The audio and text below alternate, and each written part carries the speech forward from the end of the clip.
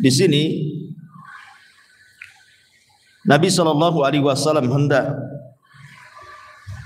menjelaskan kepada kita tentang amalan-amalan yang istimewa.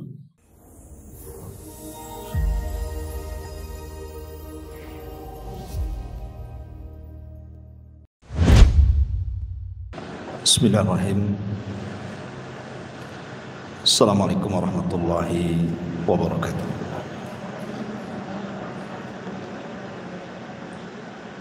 Alhamdulillah wassalatu wassalamu ala Rasulillah wa ala alihi wa sahbihi wa mawalah wa la hawla wa la quwata illa billahi wa ba'du.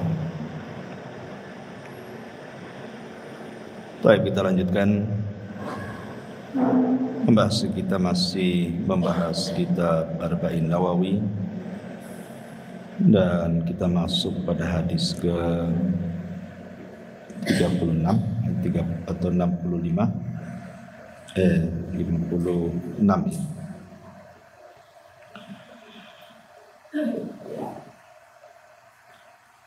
An Abi Hurairah radhiyallahu anhu anin Nabi sallallahu alaihi wasallam,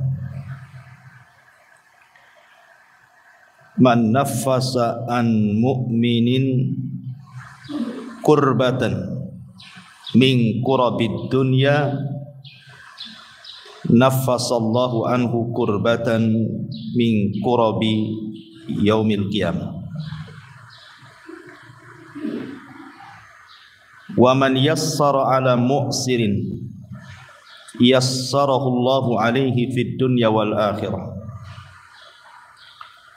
Wa man satara musliman satarahu Allahu fid dunya wal akhirah.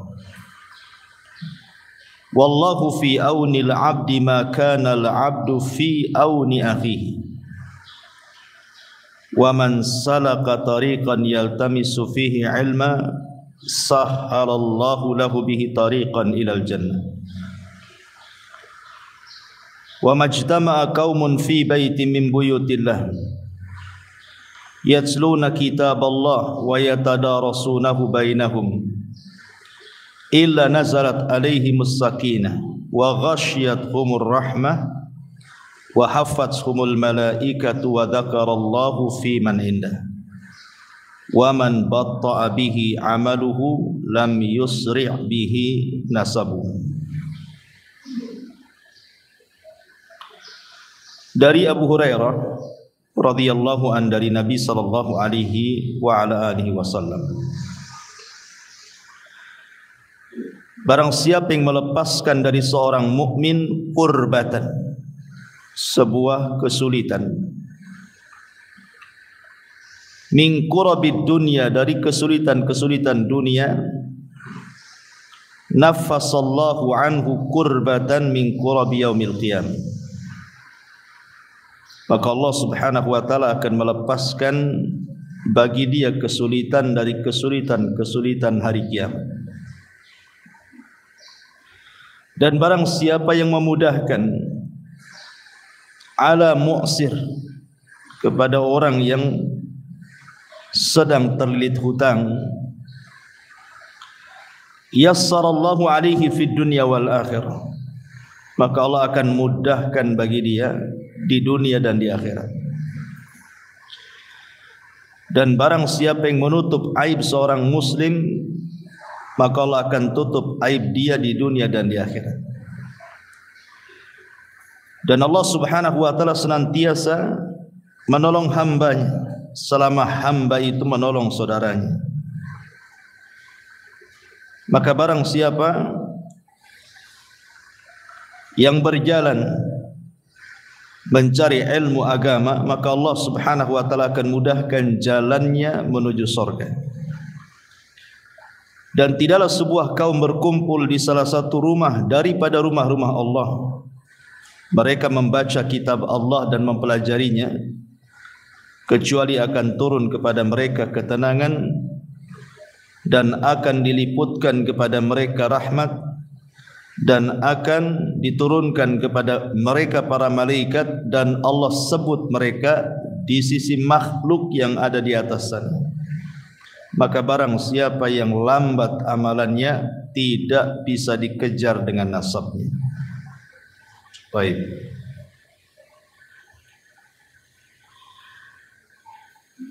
Di sini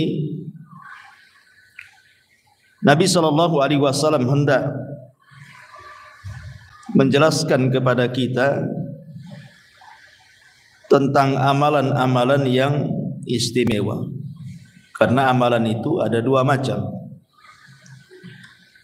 Ada amalan-amalan yang bermanfaat untuk diri sendiri. Ada amalan-amalan yang bermanfaat untuk orang lain. Dan amalan yang sifatnya mutaaddi, bermanfaat untuk orang lain itu jauh lebih utama dibandingkan amalan yang sifatnya kembali kepada diri kita. Nah, dalam hadis ini Nabi SAW hendak menjelaskan amalan-amalan yang manfaatnya bukan hanya untuk kita tapi juga untuk orang lain. Yang pertama, man naffasa, barang siapa yang nafas. Nafas itu artinya wasiat, meluaskan, memudahkan bahasa kitanya. An mu'minin, dari seorang mukmin, kurbatan. Kurbah itu artinya kesulitan. Karena manusia itu tidak lepas daripada kesulitan. Sebab kalau orang lagi sulit itu dunia yang luas jadi sempit masalahnya. Rumah yang luas terasa tidak punya rumah. Otak yang encer pun jadi beku. Jadi orang-orang yang sedang kesulitan apa saja, sedang ditimpa musibah, dari musibah-musibah dunia, kemudian kita datang kepadanya dan berusaha untuk melapangkannya. Tentu dilihat kesulitannya apa kan itu. Kalau memang dia sedang dirundung sebuah permasalahan, ada orang-orang yang cukup ekonominya, cukup segala-galanya, tetapi hatinya tidak cukup sehingga murung, sedih gitu. Berarti kita datang itu hanya untuk menghibur dia saja, memasukkan kesenangan kepada hatinya supaya tidak murung. Nah, itu juga bagian daripada melepaskan kesulitan dia. Maka orang-orang yang melepaskan kesulitan orang lain di dunia, apa saja kesulitannya, namanya manusia pasti akan mengalami kesulitan. Pasti mengalami kesulitan. Dan manusia itu kan tidak mungkin hidup sendiri. Pasti juga harus bermasyarakat, sehingga akan banyak masalah.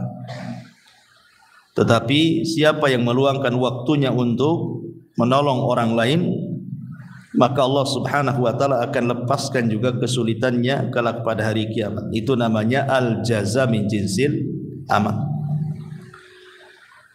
Terkadang Allah Subhanahu wa taala melepaskan kesulitan bagi orang yang melepaskan kesulitan orang lain itu tidak mesti di akhirat. Terkadang di dunia juga kok. Banyak orang-orang yang menolong orang, ketika dia sulit datang pula orang menolong kita. Kama tadinu tudan, kata ulama. Sebagaimana kita berbuat baik kepada orang lain, maka nanti ketika kita sulit adalah orang lain diutus Allah untuk berbuat baik kepada kita. Itu maksudnya. Dan ini kebalikan juga sama, orang yang berbuat jahat kepada orang dikirim juga kejahatan kepada kita. Orang yang suka menggibah orang pasti akan dikirim orang yang menggibah kita. Karena ada perkataan salaf itu yang mengatakan, aku melihat ada sebuah kaum tidak punya aib.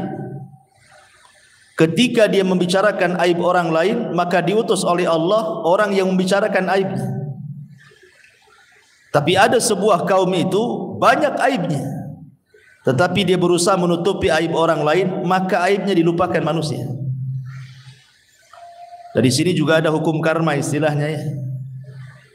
Maka kalau kita berbuat baik kepada orang lain, pasti akan dikirim orang-orang baik berbuat baik kepada kita. Itu di dunia, apalagi di akhirat. Kemudian Di sini yang kedua, wa man yassara an ala mu'sirin yassarallahu alaihi fid dunya wal akhirah. Siapa yang memudahkan mu'sir, orang yang terlilit hutang, dan memudahkan orang mu'sir itu ada 3 macam. Pertama, memberikan tangguhan. Memberikan tangguhan, umpamanya dia hutang, sudah disepakati bahwa kamu harus bayar 1 minggu atau 1 bulan atau 2 bulan atau 3 bulan. Ketika sudah sampai waktunya tidak bisa bayar, bukan karena memang dia itu sengaja tidak bayar, tidak, kita tahu dia memang dia sulit ekonominya gitu ya. Lain dengan orang yang mampu tak mau bayar itu ya. Memang kita melihat orang ini tidak mampu, maka kita menangguhkan, ya sudahlah. Mungkin kalau memang ada, maka bayar entah 2 bulan lagi ke depan atau 3 bulan lagi ke depan. Maka ini meringankan dengan cara mengulur-ngulur waktu bayar. Ini makna yang pertama. Atau yang kedua, memotong hutang. Umpamanya dia hutang 100 juta. Ya sudahlah, yang 50 saya sedekah untuk anti, yang 50-nya saja bayar. Kira-kira kapan? Jadi dikurangi. Ya. Atau yang paling afdal, yang paling utama, dibebaskan. Karena kita melihat dia miskin, susah, ya sudahlah, saya sedekahkan semuanya. Ini yang paling afdal kan.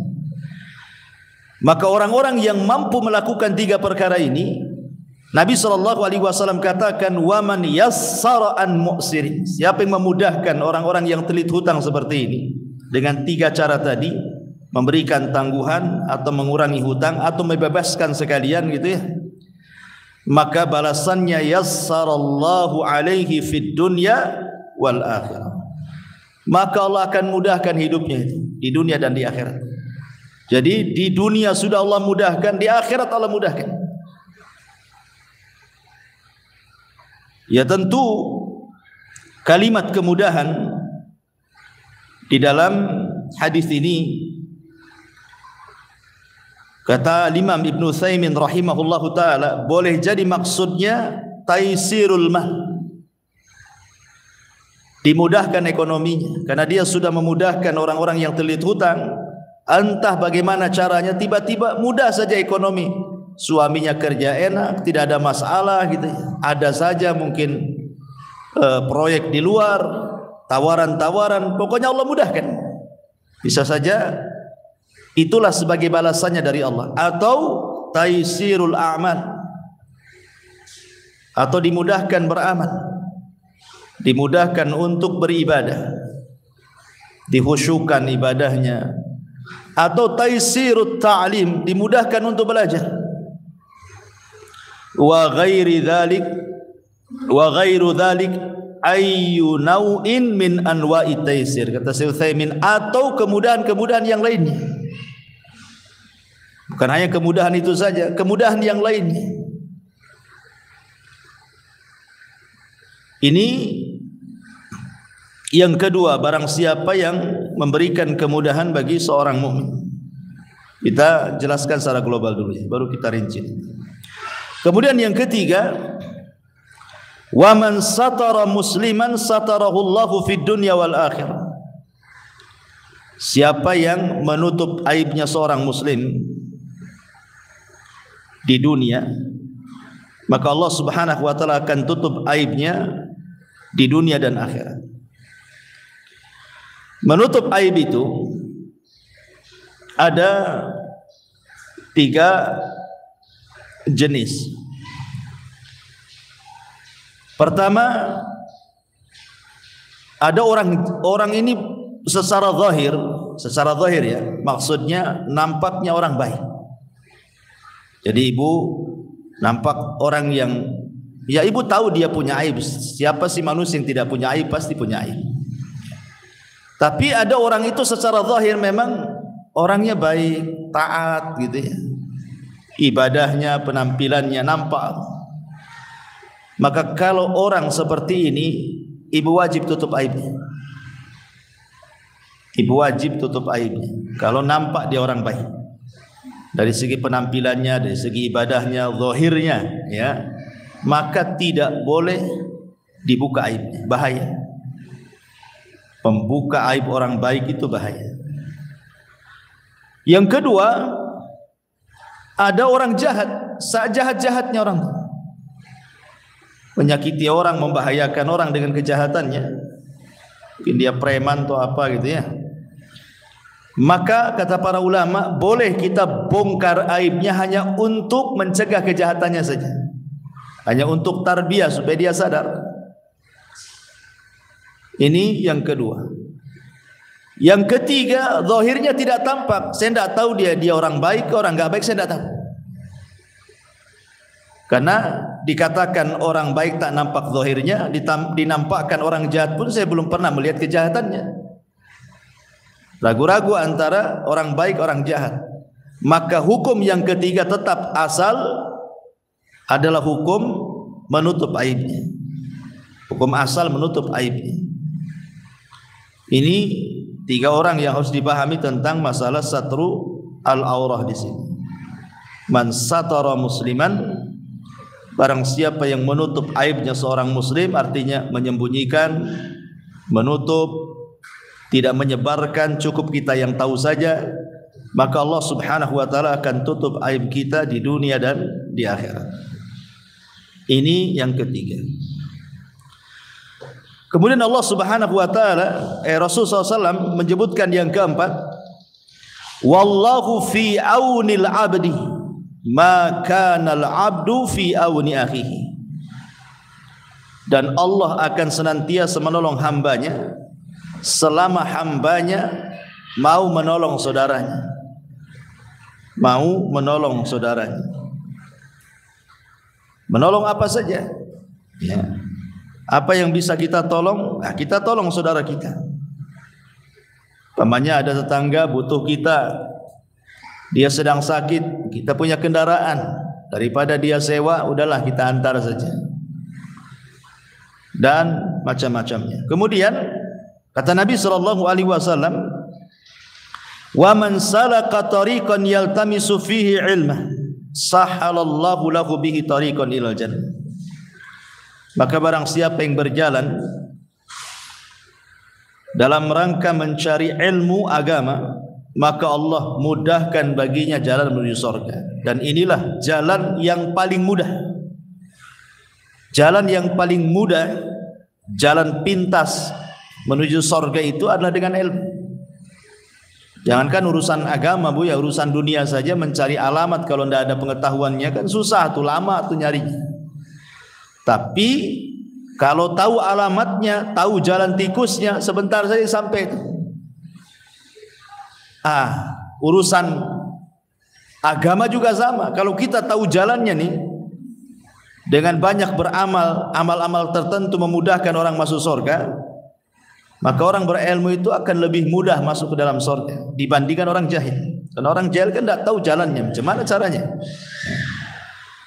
Kemudian kata Nabi, wa majtama'a qaumun fi baiti min buyutillah yatluna kitaballahi wa yatadarasunahu bainahum. Maka siapa yang berkumpul seperti ibu ini berkumpul di masjid, di rumah-rumah Allah, dibacakan ayat, dibacakan hadis, dipelajari ayat dan hadis tersebut, illa nazalat alaihimus sakinah, keutamaannya adalah akan diturunkan ketenangan kepada orang-orang yang berada di rumah Allah itu.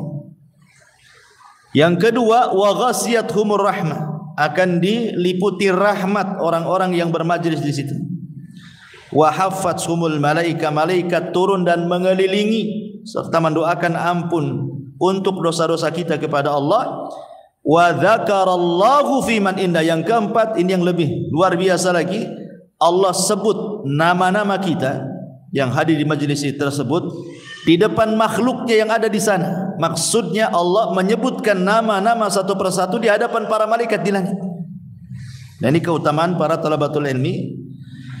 Kemudian Rasul mengakhiri hadisnya, wa man batta'a bihi amaluhu lam yusri' bihi nasabuhu. Barang siapa yang lambat amalannya, tidak bisa dikejar nasabnya. Artinya walaupun anda keturunan Habib sekalipun, keturunan Nabi sekalipun, kalau tidak punya amal soleh, percuma itu keturunan itu.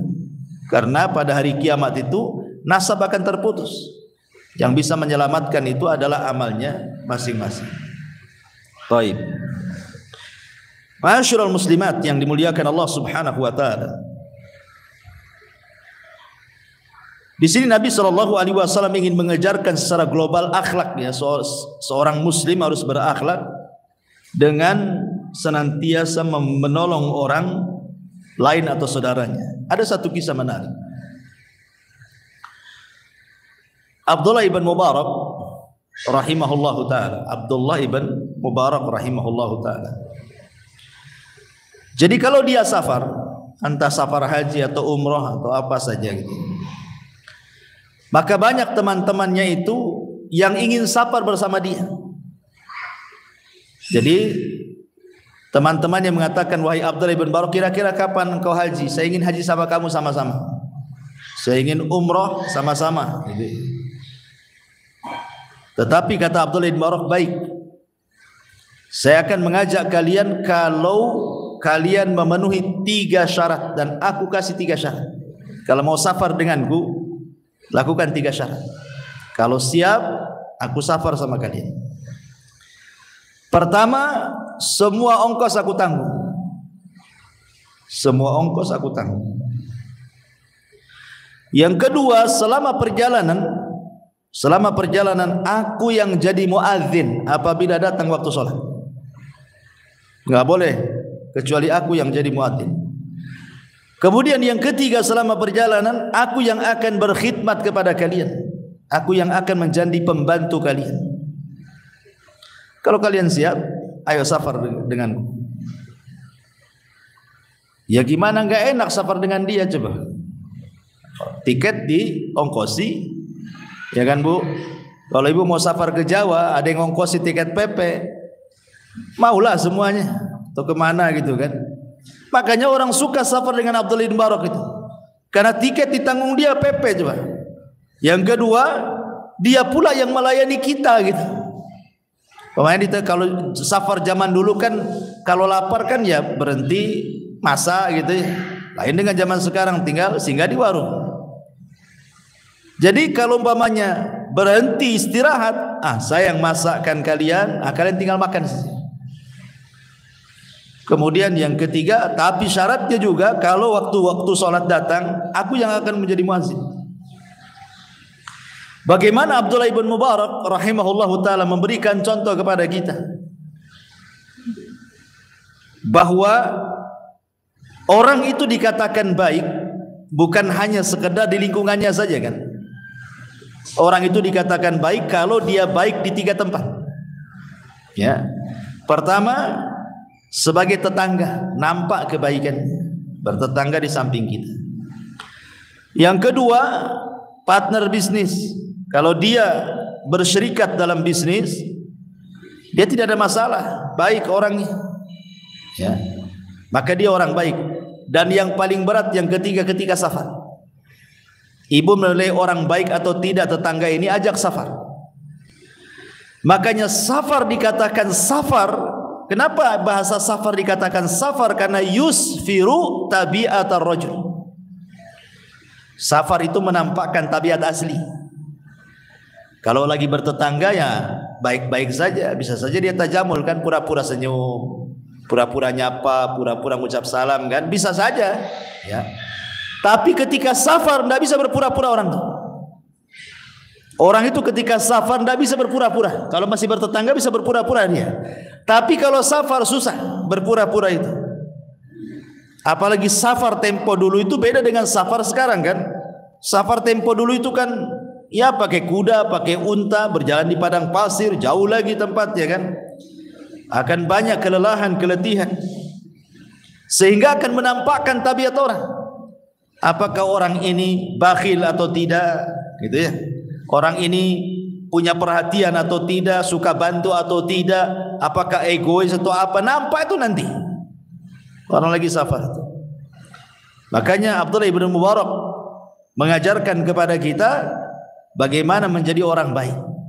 menolong orang. Saya di antara syaratnya adalah aku yang akan berkhidmat kepada kalian. Dia berusaha untuk menolong orang. Makanya di zaman Nabi SAW, ketika Nabi berperang, dan itu terjadi di musim panas. Lah ketika itu terjadi di bulan Ramadan, akhirnya ada sebagian para sahabat puasa, ada sebagian para sahabat tidak puasa, tidak tahan. Lah yang berpuasa yang paling banyak naungan dari matahari itu adalah yang membawa pakaian lebih. Jadi bisalah untuk pakaiannya menaungi dari panas matahari ketika perjalanan perang itu. Dan yang tidak, maka dia hanya bisa menaungi kepalanya dengan tangannya saja seperti ini.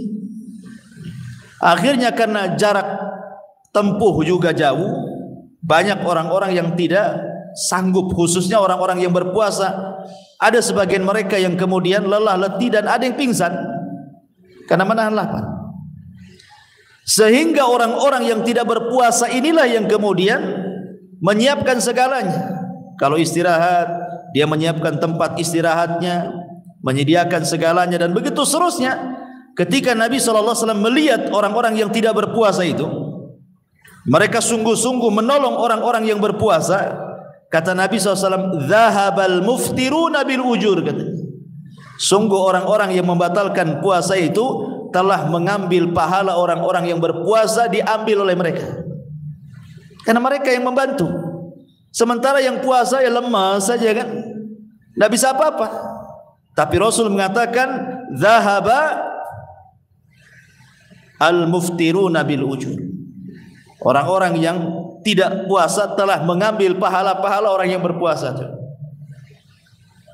Karena dalam hukum fikih juga bahwa orang yang safar itu ada rukhsah untuk berbuka kan. Kalau dia tidak sanggup, lebih baik berbuka. Bahkan Rasul dengan tegas mengatakan, "Laisa minal birri asyamu fi safar."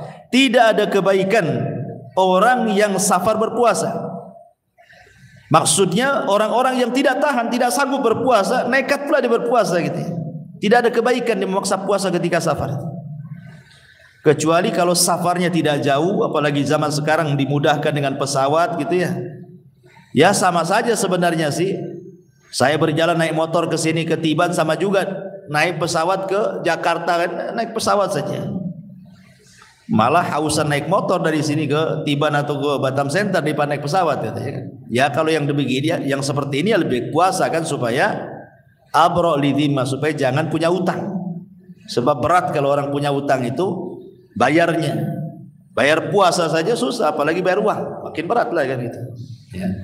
Jadi di sini juga Nabi SAW memberikan semangat kepada para sahabat yang berbuka menolong orang-orang yang berpuasa. Sampai Rasul mengatakan orang-orang yang berbuka itu telah mengambil pahala orang yang berpuasa.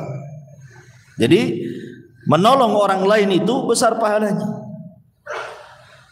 Taib ma'asyiral muslimat yang dimuliakan Allah Azza wa Jalla. Lah dalam hadis ini juga banyak yang kita akan petik. Salah satunya adalah Nabi SAW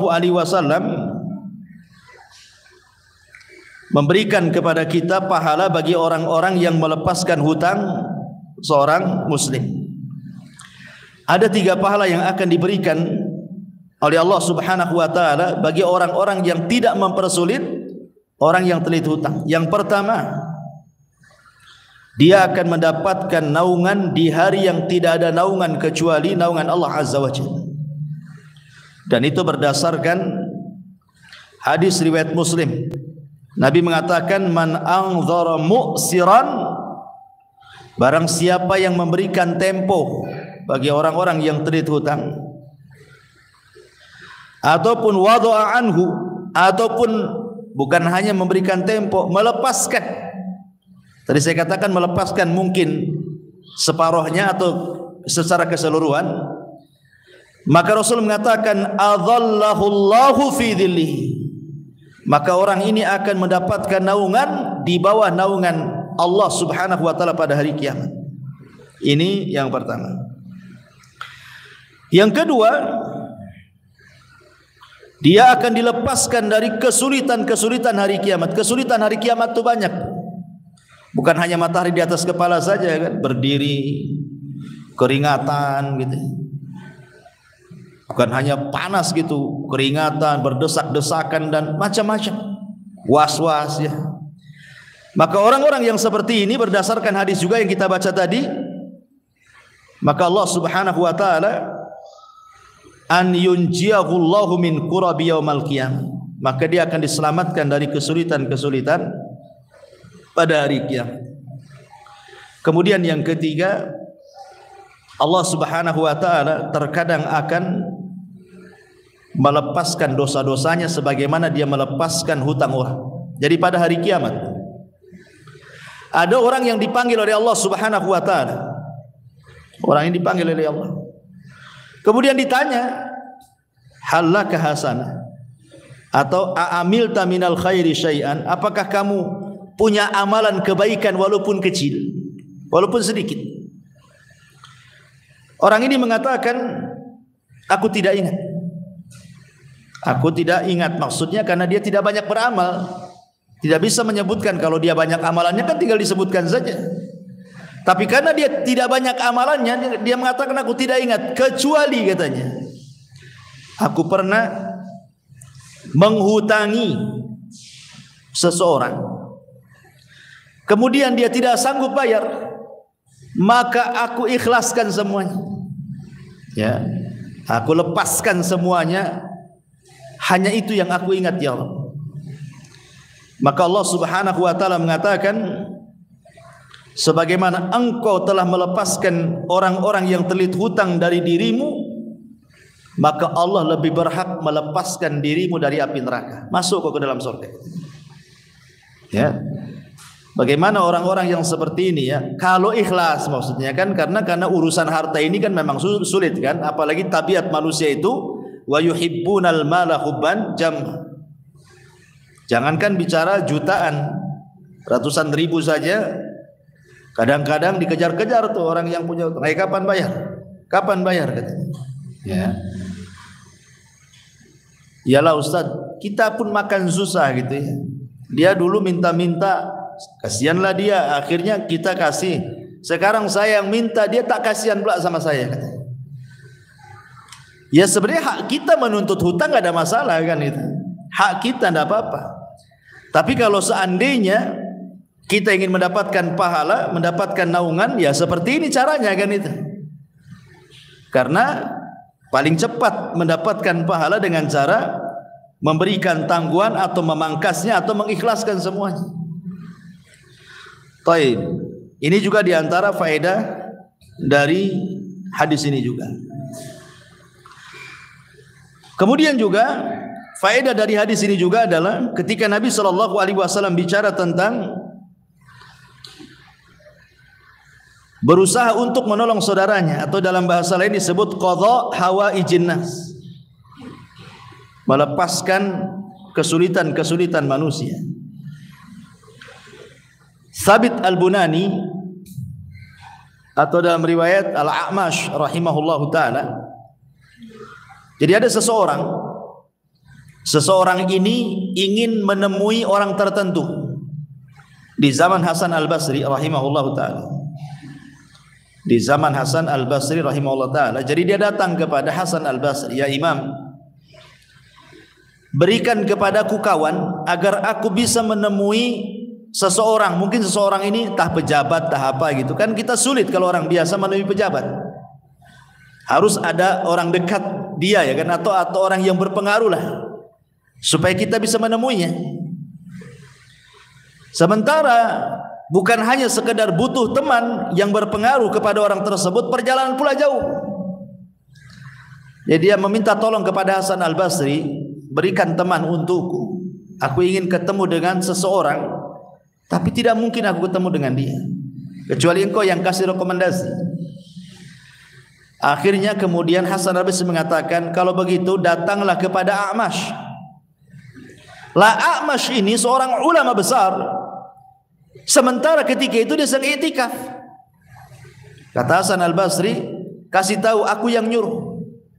minta dia mengawani engkau datang kepada orang tersebut, karena A'mash ini juga disegani oleh orang itu.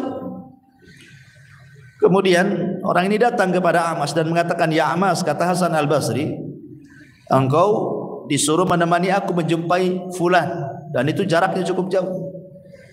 Kata A'mash mengatakan, tidak bisa, aku sedang i'tikaf. Bilang sama Hasan Al-Basri, cari orang lain, saya sedang i'tikaf. Akhirnya orang ini datang kepada Hasan Al-Basri. Apa kata Hasan Al-Basri? Bilang sama A'mash, seandainya dia membantu saudaranya, mengantarkan saudaranya kepada orang tertentu tadi, itu lebih baik bagi dia daripada haji kemudian haji kemudian haji. Bukan cerita i'tikaf, cerita haji lagi.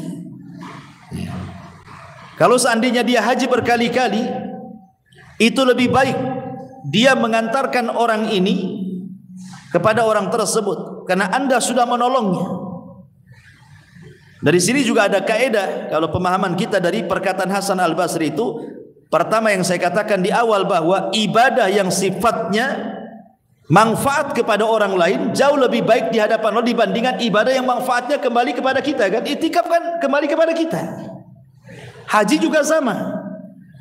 Tetapi mengantarkan orang ini kan manfaat untuk orang itu juga.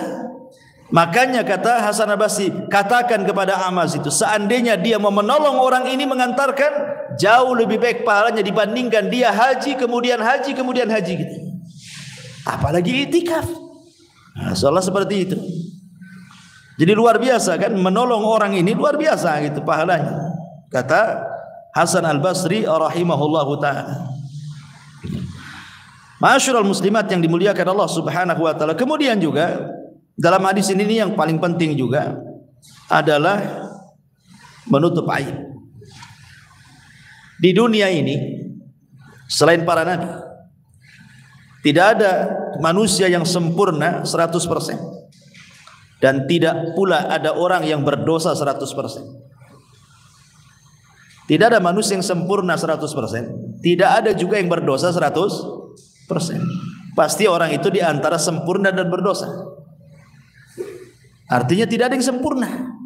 Mungkin seseorang itu sekali-kali dia berbuat baik, sekali-kali dia maksiat, atau terkalahkan kebaikannya dari maksiat, atau terkalahkan maksiat dari kebaikannya. Manusia kan seperti itu. Artinya setiap manusia itu punya salah dan dosa.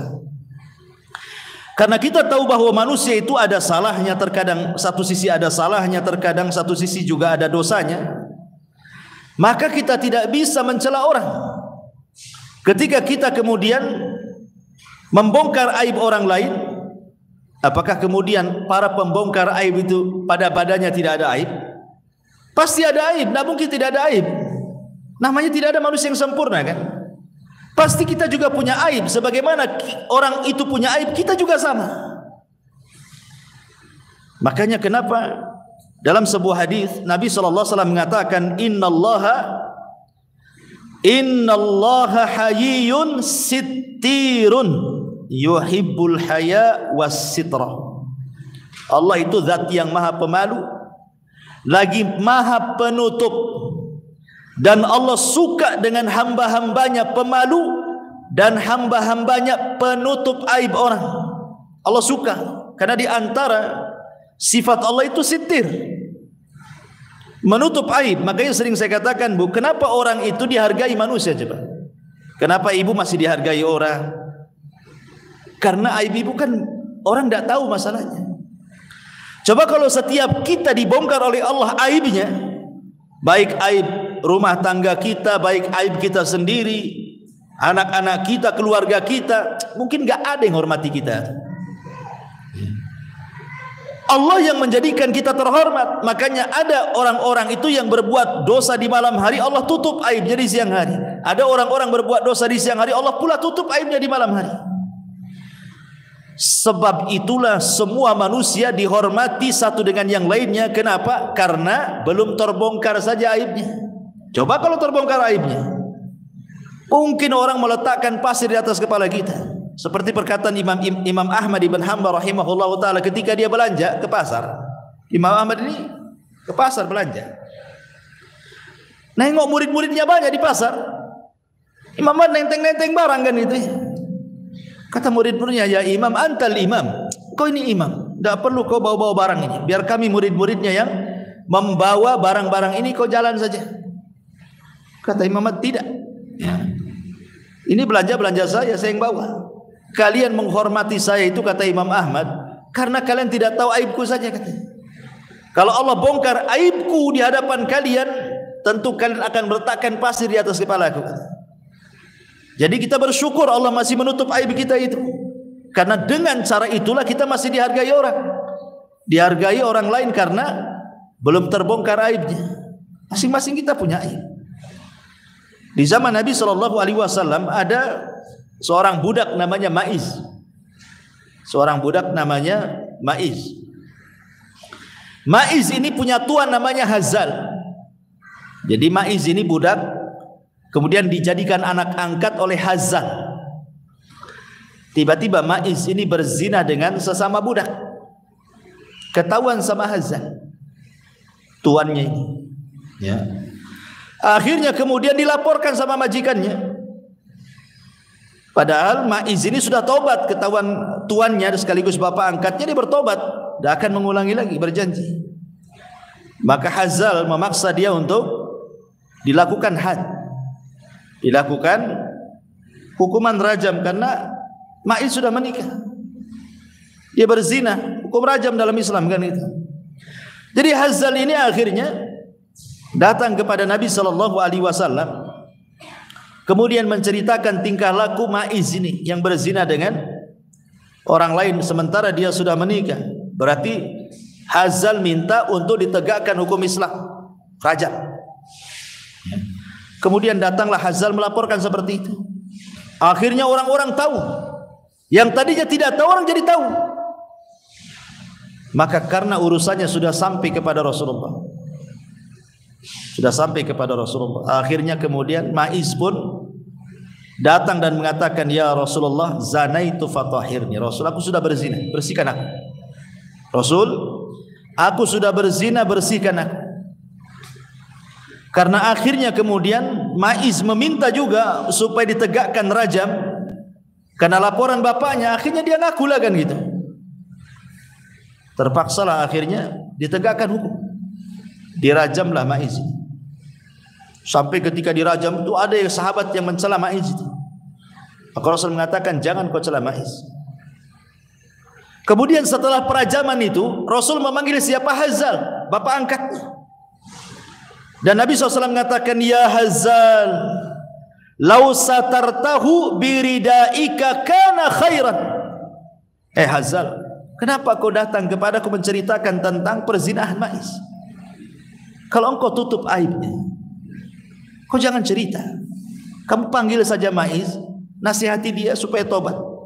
Tidak perlu harus datang kepadaku sehingga harus tegakkan hukum had, gitu maksudnya. Biar dia bisa bertobat. Jadi Rasul menyayangkan kepada Ma'iz kan. Kenapa? Kalimat itu menunjukkan apa? Rasul meminta kalau orang lain melakukan perbuatan dosa, kalau bisa kita tutup aibnya. Ya. Makanya Rasul mengatakan, ya Hazal, lau satartahu biridaika kana khairan. Hei Hazal, kalau engkau tutup dengan kainmu itu, maksudnya jangan kau ceritakan. Cukup engkau dengan Ma'iz yang tahu, kau nasihati dia supaya tobat, selesai. Enggak harus dia dirajam gitu maksudnya. Itu lebih baik kata Rasulullah. Dibayangkan. Ya, lihat. Dari sini menunjukkan bahwa sekalipun ibu melihat dengan mata kepala ibu ini, pamannya tetangga melakukan maksiat, tahulah dengan matanya, itu saja kita harus menutupi aibnya. Seandainya kita melihat, apalagi tidak melihat, kemudian dengar si fulan melakukan begini begitu, tiba-tiba ibu bercerita, ibu namanya tajasus namanya. Tidak boleh, haram. Melihat saja kita harus tutup aibnya, apalagi mencari-cari aib orang. Ya, ngintip-ngintip di jendela, ngapain orang itu? Jangan-jangan itu ngapain ngintip-ngintip kesalahan orang? Ya, itu tajasus, itu naik lagi dosanya. Ya. Jadi dari sini juga Nabi mengajarkan kepada kita untuk berusaha menutup aib orang lain. Makanya Abu Bakar Siddiq radhiyallahu anhu, dia mengomentari tentang kisah ini, laulam ajid lis-sariki waz-zani wasyaribil khamri illa thawbi la ahbabtu an asturahu alaihi. Kata Abu Bakar Siddiq radhiyallahu anhu, kalaulah aku tidak mendapatkan bagi pencuri, bagi pezina, bagi peminum khamar, kecuali pakaianku ini yang bisa menutup aibnya akan kulakukan. Sampai seperti itu Abu Bakar As-Siddiq radhiyallahu anhu. Makanya Isa bin Maryam ketika ada orang melihat mencuri, jelas-jelas loh di mata dia ada orang pencuri, nampaklah dia mengambil barang itu, dikejar sama Isa. Kemudian kata Isa, tadi kamu mencuri? Maka orang pencuri mengatakan, wallahi aku tidak mencuri. Kata Isa bin Maryam, oh sodaqta wa kadzaba aini, kau benar mataku yang salah.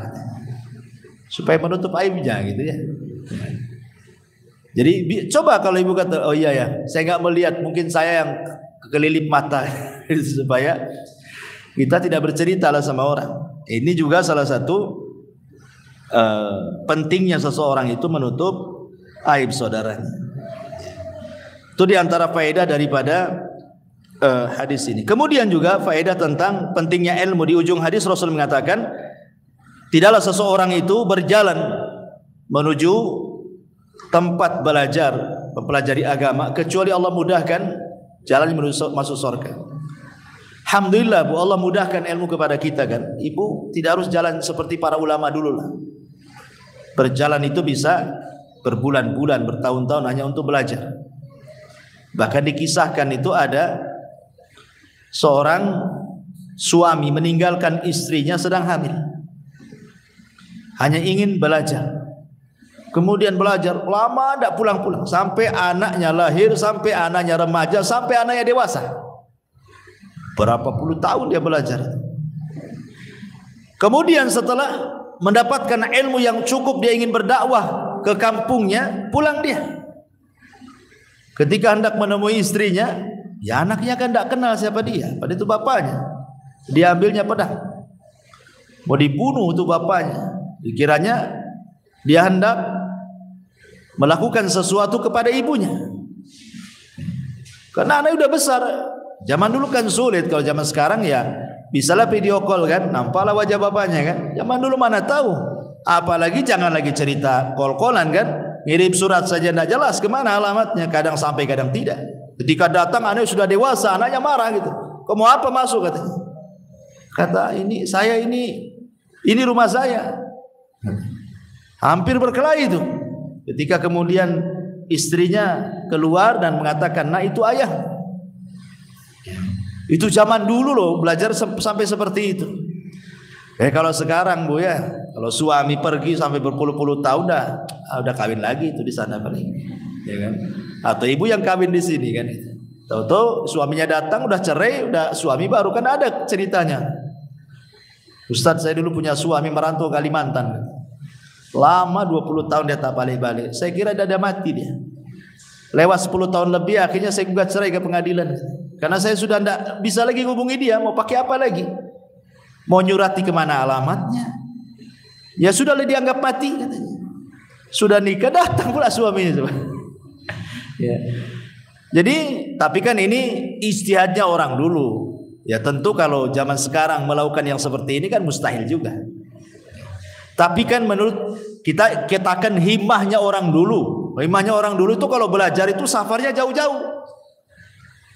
Bahkan bukan hanya ibarat kita lah, umpamanya saya belajar ke Yaman itu, duduk dapatlah istifadah dari masa itu berbagai bidang ilmu.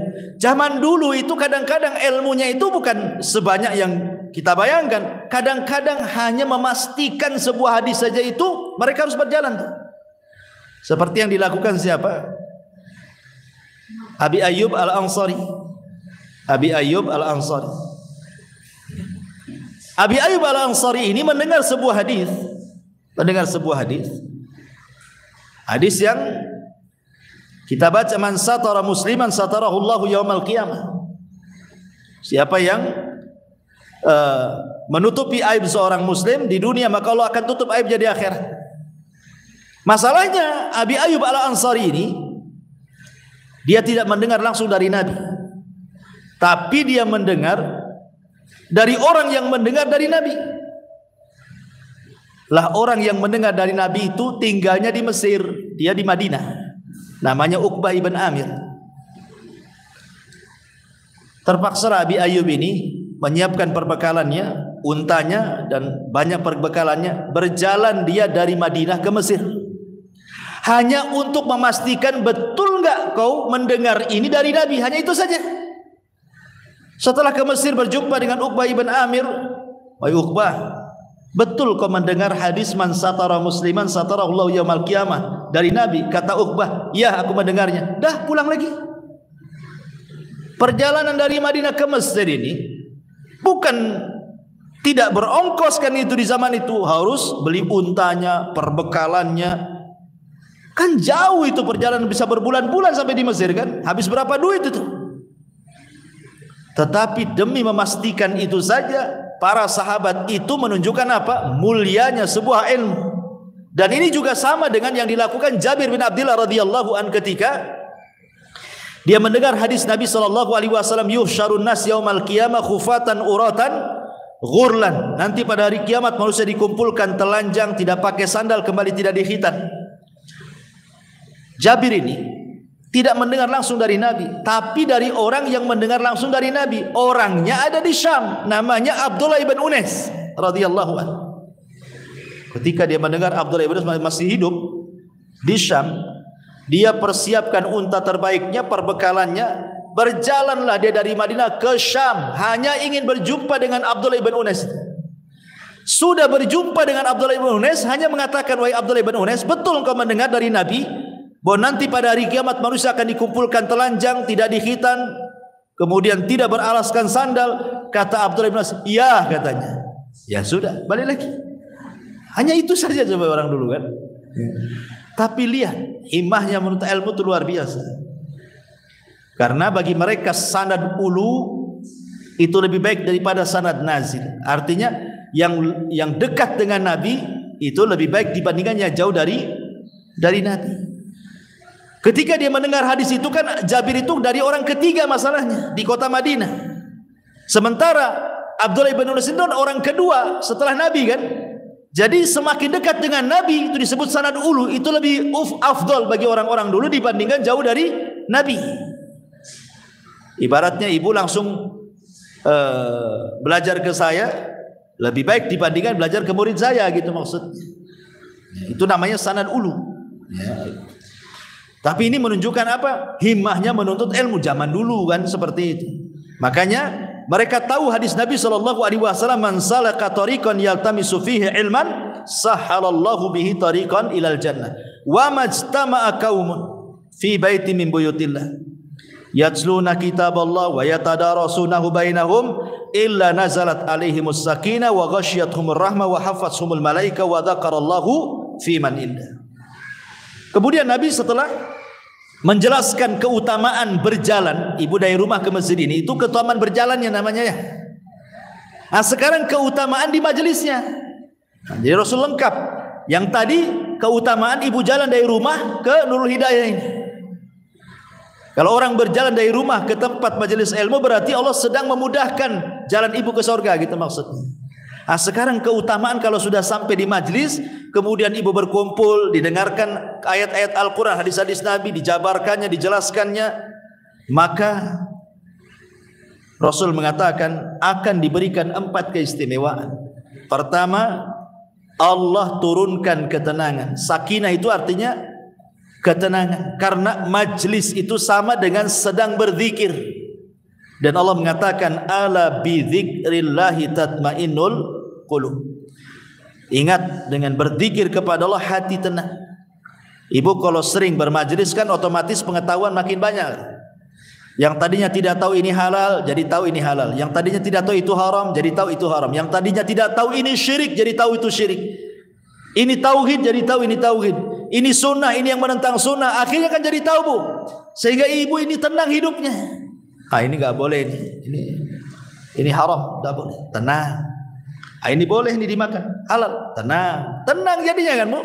Tapi orang jahil bingung nih, ini halal ke haram? Gimana saya? Takut syubhat. Akhirnya bingung sendiri dia. Terpaksalah tanya-tanya orang akhirnya kan. Tapi kalau orang sudah sering hadir di majelis ta'lim, lama-lama Bu, Allah berikan kecerdasan, karena orang yang melangkahkan kaki dari rumah ke sini itu hakikatnya ibu mencari kebaikan kan? Dan Rasul mengatakan, man yuridillahu khairan yufaqihu fiddin. Pasti Allah akan cerdaskan, lama-lama cerdas Bu. Tidak mungkin ibu lama-lama di majelis ilmu kok nggak tambah-tambah ilmunya, pasti bertambah tuh. Lah dengan bertambahnya pengetahuan, tenanglah hidup kita berjalan, tahu yang mana yang boleh dan yang tidak. Tidak main langgar, tidak main tabrak saja kan. Yang kedua, wa ghasyiyatuhumur rahmah. Allah akan liputi ibu dengan rahmat kasih sayangnya. Seandainya ibu dari rumah ke sini tiba-tiba, ya qadarullah lah, adalah kecelakaan, kemudian Allah takdirkan meninggal, maka ibu dianggap mati syahid. Dianggap mati syahid. Kenapa? Karena ibu sudah diliputi rahmat masalahnya. Perjalanannya itu sudah diliputi rahmat, apalagi sampai di majelis ilmu gitu ya. Maka mulai dari pulang sampai pergi ibu diliputi rahmat. Kemudian wa haffathumul malaika. Malaikat akan datang dari mana-mana mengepung kita. Apa fungsinya malaikat mengepung majelis taklim itu dan mengepak-ngepakkan sayapnya? Mereka mendoakan kita yang ada di majelis itu supaya dosa-dosanya diampuni. Jadi malaikat itu akan menyebut satu persatu, ya Allah ampuni dosanya si Anu, Ummu Anu, Ukhti Anu. Disebutkan. Dan malaikat itu mustajab doanya. Mereka kan hamba yang tidak pernah bermaksiat.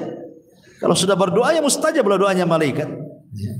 Makanya beruntung orang-orang yang hadir majelis taklim, karena dilingkupi oleh para malaikat di situ yang mendoakan kebaikan dan ampunan kita kepada Allah Subhanahu wa taala. Dan lebih daripada itu yang keempat, kita menjadi selebritis langit. Ibu akan dikenal di makhluk yang ada di langit. Kenapa? Karena Allah yang menyebutkan nama ibu satu-satu di langit sana, dikenal oleh para malaikat. Kan enak Bu jadi selebriti langit. Nggak apa-apa Bu nggak jadi selebriti bumi, nggak apa-apa. Tetapi ibu di langit juga terkenal, dikenal oleh para malaikat karena Allah sebut. Bayangkan Allah yang sebut satu namanya. Oh ibu Anu, nanti malaikat memuji dia. Terus nama-nama kita disebut di langit oleh para malaikat. Dan yang menyebut adalah Allah. Wa dzakarallah. Allah akan menyebut-nyebut kita satu persatu namanya. Fiman indah, di hadapan makhluk yang ada di sampingnya, para malaikat yang ada di atas sana. Wah luar biasa ibu ya. Orang yang duduk di majelis taklim.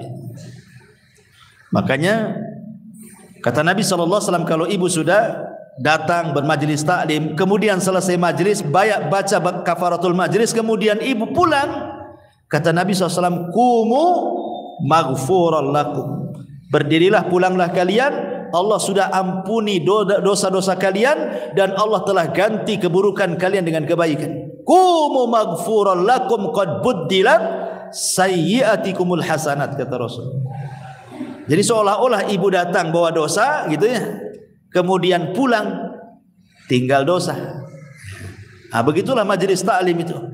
Makanya orang-orang yang malas istighfar sementara maksiat hari-hari, datang aja ke majelis taklim, duduk, itu sudah menggugurkan dosa. Karena Rasul yang mengatakan kumu maghfuran lakum. Kemudian yang terakhir faedah dari hadis ini adalah waman batta'a bihi amaluhu lam yusri bihi nasabuhu. Maka barang siapa yang lambat amalannya, maka tidak mungkin dikejar nasabnya. Jadi membanggakan nasab itu apa coba sekarang? Saya ini kadang-kadang aneh, ada orang yang merasa nasabnya keturunan Nabi dibangga-banggakan. Imam Syafi'i rahimahullahu ta'ala itu keturunan Nabi, Ahlul Bait. Tapi kan tidak dikenal tentang keturunannya. Yang dikenal justru keimaman madhabnya. Ya kan, Imam Syafi'i kan yang dikenal imam madhabnya. Mungkin ibu tidak tahu kalau silsilah Imam Syafi'i itu Ahlul Bait, kecuali setelah membaca biografinya. Oh rupanya Imam Syafi'i itu sampai ke nasab Nabi Ahlul Bait. Tapi kan tidak dikenal masyarakat. Yang dikenal Imam Syafi'i itu ya imam madhab itu saja kan. Ya, karena Imam Syafi'i mengajarkan kepada kita bahwa nasab itu pada hari kiamat akan terputus. Tetapi yang tidak akan terputus itu amalan kita. Idza mata ibnu Adam in qata amaluhu illa min thalathin, sadaqatin jariyah aw ilmin yuntafa'u bihi aw waladin salihin yad'ulahu. Tidak disebut nasab di sini. Hanya ilmu yang bermanfaat, sedekah yang mengalir, punya anak yang mendoakan. Karena dia anak soleh mendoakan orang tuanya. Berarti semuanya terputus kecuali 3 perkara kan, termasuk nasab. Makanya Allah mengatakan fala ansaba yauma idzin. Maka tidak ada nasab pada hari itu. Maksudnya tidak terputus nasab, karena yang akan dibanggakan di hadapan Allah itu bukan nasab tetapi amalan. Wajar kalau Rasul mengatakan kepada Fatimah, putrinya sendiri mengatakan, ya Fatimah binta Muhammadin saluni ma syi'ti la ugni anki minallahi syai'a. Hei Fatimah putri Muhammad, minta sekarang di dunia, mumpung hidup di dunia, minta sama abimu nih. Sebab pada hari kiamat kata Rasul, la ugni anki minallahi syai'a, aku tidak bisa menolongmu. Lah kalau Rasul tidak bisa menolong Fatimah, bagaimana menolong kita? Ya kan? Kecuali dengan amalannya. Nanti dengan amalan itulah orang ini dapat syafaat. Makanya Nabi SAW tidak bisa memberikan syafaat kepada pamannya Abu Talib. Hanya syafaat khusus, tapi kan tidak keluar dari neraka kan? Karena Abu Talib tidak mengikuti Nabi. Coba Abu Talib masuk Islam, artinya kan dia punya amalan tuh. Kalau sudah punya amalan masuk Islam, maka Rasul akan berhujah di hadapan Allah, bisa menolong Abu Talib kan? Tapi tidak bisa menolong kecuali syafaat khusus. Itu pun tidak bisa mengeluarkan dari api neraka. Tetap saja dia di neraka, cuman diringankan saja azabnya. Ya. Maka di sini juga faedah bahwa waman batta'a bihi amaluhu lam yusri' bihi nasabuhu. Siapapun yang lambat amalannya tidak bisa dikejar dengan nasab. Wallahu alam, ini diantara faedah hadis yang ke berapa itu? Sadis wa thalathin. Ya. 36. Taib. Sebelum saya tutup silakan kalau ada yang bertanya.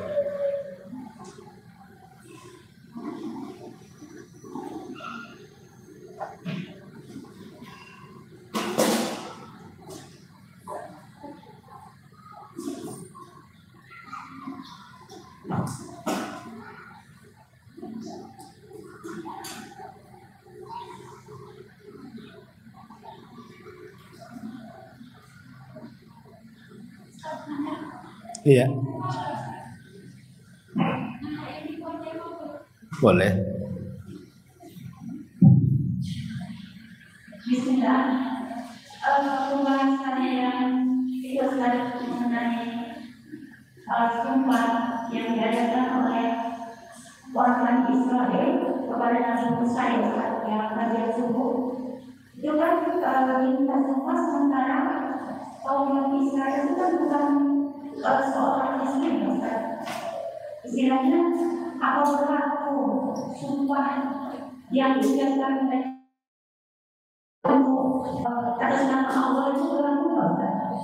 Yang ketika kita ada masalah dengan orang Muslim, kita minta sumpah, apa sumpah mereka itu akan diminta oleh Allah? Iya. Seperti kejadian yang kaum Israel. Ya, alhamdulillah. Sumpah yang dilakukan orang kafir tetap berlaku dalam Islam selama sumpahnya atas nama Allah. Apalagi ahli kitab. Ini kan cerita ahli kitab. Lain kalau orang musyrik. Ahli kitab sembelihannya saja bisa dimakan. Kemudian juga wanitanya bisa dinikahi kan, ahli kitab itu. Selama sembelihan dan pernikahannya ikut ritual Islam. Bukan gaya mereka menyebut nama Uzair ataupun ketika nyembelih menyebut nama Isa, ya haram lah, tidak boleh. Ya. Maka ketika Nabi SAW kemudian datang seorang laki-laki dan mengatakan, ya Rasulullah, sahabat ini mengatakan, Rasul, saudaraku dibunuh. Kata Rasul, siapa yang membunuhnya? Yang ngomong sahabat. Saya yakin yang membunuh itu Yahudi. Kenapa? Karena ya gimana? Kami lewat di kampung Yahudi, kemudian kami juga tidur di situ, tiba-tiba saudaraku hilang. Tahu sudah mati saja. Kalau bukan orang Yahudi siapa lagi kan gitu. Jadi ada qarinah kuat sebenarnya. Tapi kan tidak ada bukti. Enggak ada bukti masalahnya. Maka Rasulullah SAW mengatakan, kalau begitu siapa yang kau curigai si anu? Oh, dipanggil orang Yahudi. Kemudian Rasul mengatakan, apakah kau membunuh? Kata orang Yahudi, enggak. Kemudian sahabat ini mengatakan, saya yakin dia yang membunuh wahai Rasul, karena begini. Kata Nabi SAW, kalau begitu baik, berani kau bersumpah 50 kali mengatakan Yahudi ini membunuh? Sahabat ini mengatakan, tidak mungkin saya bersumpah sesuatu yang tidak bisa saya lihat. Saya kan tidak lihat kejadiannya wahai Rasul. Itu menunjukkan sahabat ini berat kalau untuk bersumpah kan. Dan itu bukan perkara enteng sumpah-sumpah itu. Gak mungkin kami bersumpah 50 kali dalam sesuatu yang kami tidak lihat sendiri kejadiannya. Akhirnya kata Rasulullah, ya sudah, kalau engkau tidak bukti, kau juga tidak bersumpah. Rasul melirik orang Yahudi. Kamu siap bersumpah 50 kali bahwa engkau tidak membunuh? Kata orang Yahudi, saya siap karena saya tidak membunuh. Kata sahabat ini, ya Rasul, Yahudi, ya Rasul, orang Yahudi, dia bisa saja berbohong, katanya. Kata Nabi SAW, gimana lagi? Memang begitu caranya. Begitu caranya. Karena dalam pengadilan itu Rasul hanya menghukumi yang zahir, bukan menghukumi yang batin. Kalau Rasul tahu yang gaib, nggak perlu disidang-sidangkan. Saya tahu kau yang bunuh, langsung kisaskan itu. Rasul nggak tahu yang gaib. Ya Rasul yang menghukumi secara zahir masalah lah. Ya, sebagaimana juga ada kasus seorang Hadrami dengan seorang Kindi, yang satunya sahabat yang baik gitu, yang satunya orang fajir. Datang kepada Rasul, ya Rasulullah, tanahku diserobot orang ini. Akhirnya kemudian Rasul mengatakan, betul, ini tanah dia. Kata Kindi, enggak, ini tanahku, udah lama aku di sini, katanya. Kata Hadrami ini, orang dari sahabat dari Hadraul Maut ini mengatakan, tidak Rasul, itu tanah bapakku, itu warisan bapakku. Kata Rasulullah, baik kalau gitu ada bukti enggak? Entah surat, entah apa gitu ya, bukti bahwa kepemilikan itu apa. Kata Hadrami, tidak ada wahai Rasul, tapi aku yakin itu tanah bapakku, diserobot sama dia. Kata orang Kindi ini, Rasul, ini tanahku, buktinya saya berladang sudah bertahun-tahun di sini, dan tanahnya aku yang pegang. Kalau memang itu bukan tanahku, ngapain saya bercocok tanam di sini, katanya. Ini kan repot kan, saling mengklaim kan. Tapi Nabi SAW mengatakan kepada orang Hadrami, karena engkau tidak bisa mendatangkan bukti, maka saya akan minta saksi Kindi. Kau bersaksi, mau enggak bersumpah bahwa ini tanahmu?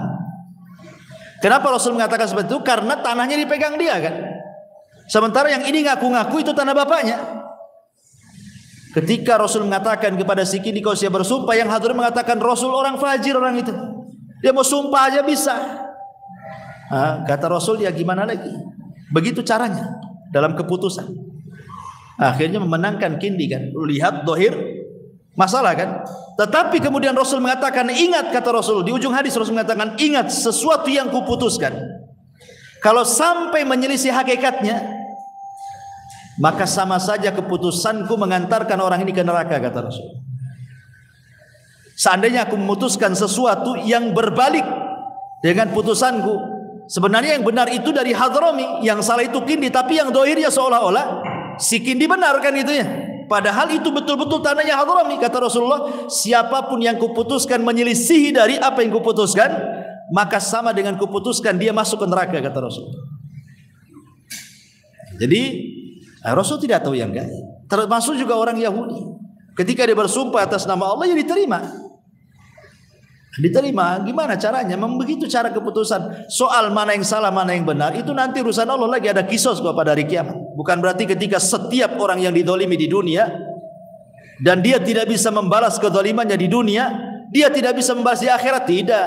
Itulah gunanya kita beriman kepada hari akhir itu, supaya orang yang terdolimi ketika dia tidak bisa membalas ada ketenangan bahwa di akhirat juga ada nanti hakim yang jauh lebih adil dibandingkan di dunia. Gitu maksudnya ya. Wallahu a'lam.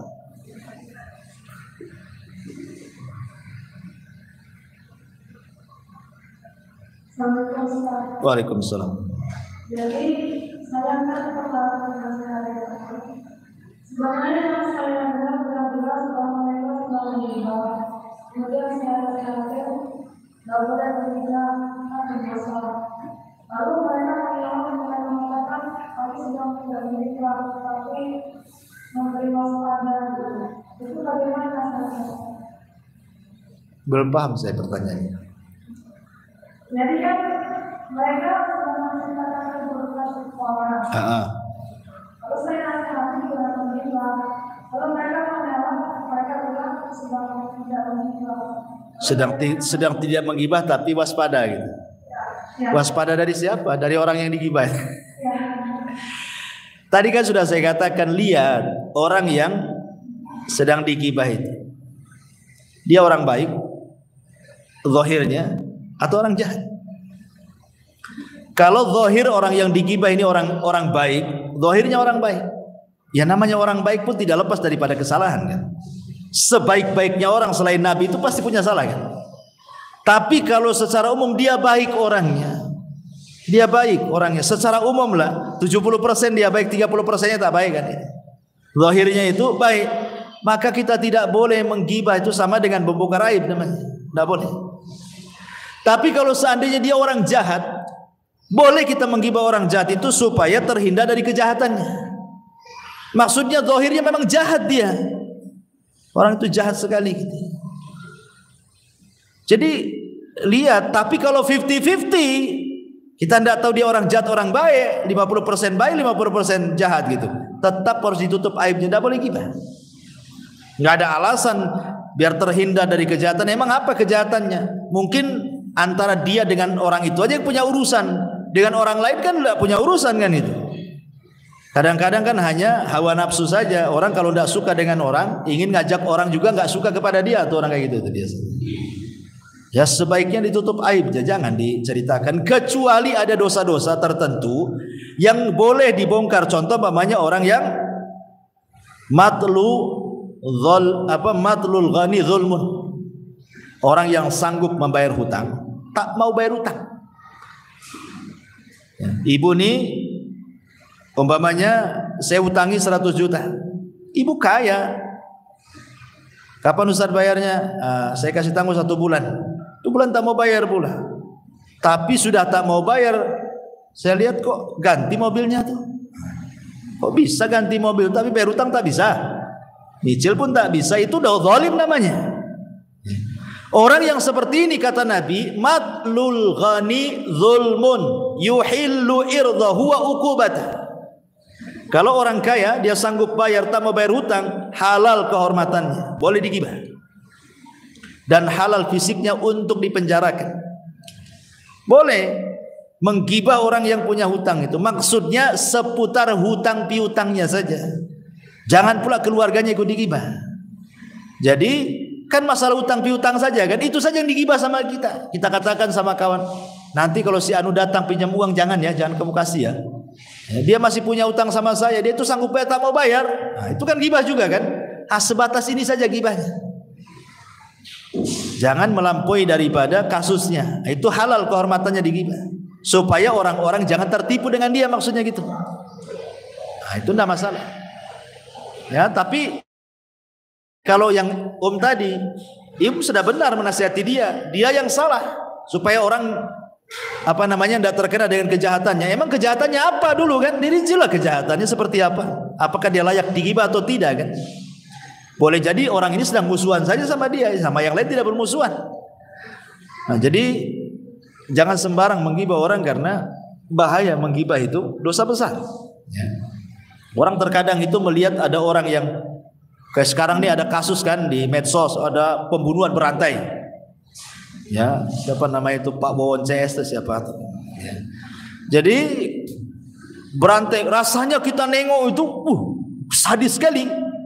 Kok bisa ya dikubur di ini di itu. Lah hari-hari ibu gibah itu kurang lebih dosanya. Sama juga dosanya, sama-sama dosa besar. Gibah dengan bunuh orang berantai itu sama hukumnya. Sama-sama dosa besar kan? Tapi kan orang yang menggibah itu tidak dikatakan seperti orang yang membunuh, itu masalahnya. Itulah kadang aneh kita ini. Sama-sama dosa besarnya kok.